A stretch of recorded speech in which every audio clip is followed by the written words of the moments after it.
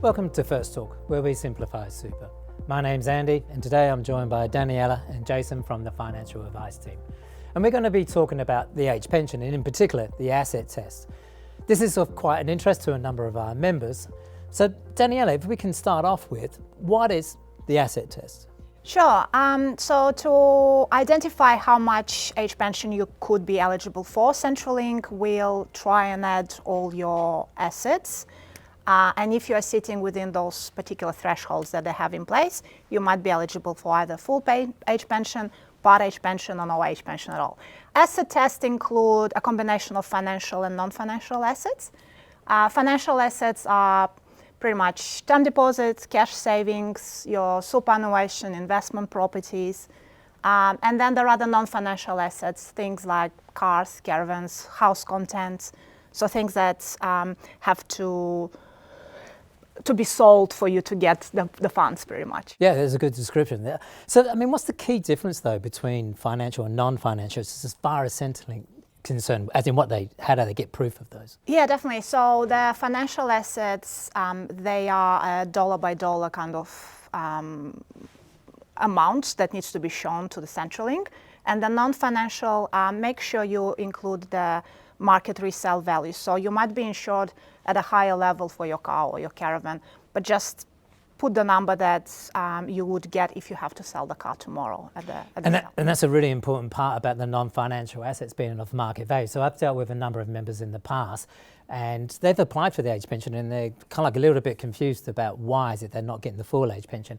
And when we've talked about it and worked it way through, what I've found out is they've actually, to your point, stated maybe there's some insured or how much they got insured, their contents insured for, instead of discounting that. So from a Centrelink perspective, when it comes to your contents, they will accept a minimum of $10,000 for a couple and $5,000 for a single person. And the principle behind it is they basically say, if you've got to sell all those contents, how much do you think you can get? Anyone who's done a garage sale, you know you can't get much. And it's the same with the car. It's not what it's insured for. It's about if you had to sell that within 30 days, how much do you think you can get? So this is where the non-financial assets, if you want to call it, can be discounted. But to your point, financial assets, its statements, you've got to show every dollar that you're stating is in there. So thank you for that. But what's exempt from the asset test? So the house that you're living in is one asset that is exempt, and then if you have a younger spouse, their superannuation is not counted as an asset as well until they turn age pension as well. All right, we'll come back to the younger spouse and the superannuation in a moment, but just talking about the person's primary home where they reside. Some of our members live in regional areas, they live on the outside of the major regional towns. What's some consideration they have to give? Yeah, so if you are on a bigger property and that's over 5 acres, the Centrelink will only exempt the house itself, so the value of the house and the 5 acres surrounding it as well. So anything above that, if you're on more than 5 acres, they will count. There is a carve out if you're producing income or if you're farming with the rest of that land. But that gets into a little bit more complexity, and you have to talk to Centrelink about that as well. Okay, thank you. And coming back to your statement before about the younger partner, that was a bit curious about why is it that a younger partner's super is excluded? Yeah, so if you are lucky enough to have a younger partner, their superannuation, as long as it's in accumulation phase, is not considered an asset. It's pretty much invisible to Centrelink until they turn pension age. And then I think you were dealing with a member just recently that had a younger partner, and you were able to give them some advice about how to maximise their age pension? Yeah, so I did see a couple recently. The husband was at age 67, so he was in the process of applying for the age pension. Their superannuation and assets were just a bit above the threshold, so he was eligible for a part age pension.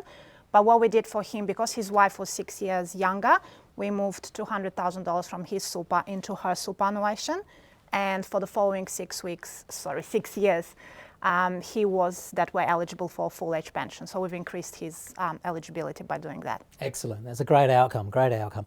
So coming back to you, Jason, a lot of our members talk about maybe they should renovate the home or something and spend a bit more money to increase their eligibility for the age pension. What's some further considerations they should give to that? Yeah, so I mean, spending funds to increase the age pension is obviously a viable option. So yeah, your home is exempt, so any money that you put in there is not going to be counted as an asset. So if you need bathroom, kitchen renovations or something like that you were going to do anyway, it's definitely a good option. Even going things like travelling, so going on a big holiday and spending that money that you were wanting to do anyway. If we do it before pension age, that might increase your entitlement.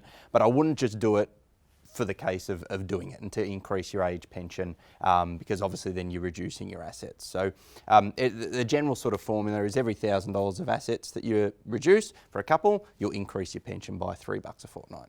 Okay, so it really becomes a question, do I spend all that money just to increase the age pension marginally in some respects?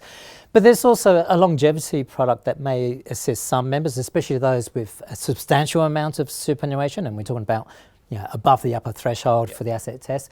It's called an annuity. Can you just briefly describe what that's about? Yeah, so annuity, it is a complex product. You do put an initial amount in an investment and it'll provide you some income generally for life. And Centrelink do treat it a little bit differently. So it's a bit more favourable. It's not a dollar for dollar thing. They exempt a certain amount of that annuity towards the asset test. So a little bit more information than that is required, but it can be a way to provide some more age pension benefits. Yeah, and then again, to your point about because of the uniqueness of that product, we do recommend you get some financial advice if you're interested in it, but it would certainly suit those with a substantial amount of superannuation in those regards. So we talked about the asset test and the eligibility rules from Centrelink's perspective, but for some of our members, they may not be eligible for the age pension underneath the asset test. What other option have they got? So I mean, we'll have a lot of members that'll come to us and say, oh, I want at least $1 of pension to get the concession card. That's what they want. We want the card. Well, there is an alternative, the Commonwealth Seniors Healthcare Card. So that if you're not eligible for any payment under the asset or income test, you can apply for the Commonwealth Seniors Healthcare Card. It is really just primarily income tested. So in our other video around the income test, we'll explain that a little bit more, but it's an option to consider as well. All right, great. So today we've been talking about the age pension and the asset test and what Centrelink takes into consideration when they're making this initial assessment for your eligibility. If you want more information, there's plenty on our website. You can also go to Centrelink's website. They explain in good detail around the asset test. But if you're wanting some advice on what you should do and how you could maximise your age pension, then yes, reach out to the financial advice team here at First Super. So until next time, take care.